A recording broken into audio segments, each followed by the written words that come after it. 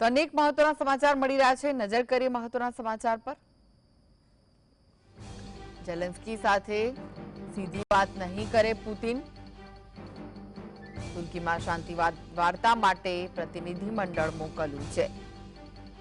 તો ઝેલેન્સ્કી સાથે હવે સીધી વાત નથી કરવાના પુતિન। રશિયાના રાષ્ટ્રપતિ પુતિન ગેરહાજર રહ્યા।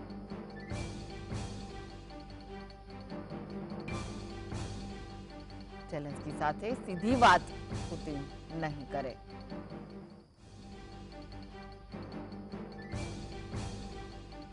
તુર્કીમાં શાંતિ વાર્તા માટે તેમનું પ્રતિનિધિમંડળને મોકલાયું છે। રશિયાના રાષ્ટ્રપતિ પુતિન ગેરહાજર રહ્યા, જેઓ પહેલા જવાના હતા, વાતચીત કરવાના હતા, પરંતુ હવે જે સમાચાર સામે આવી રહ્યા છે કે તેઓ સીધી વાત નહીં કરે ઝેલેન્સ્કી સાથે।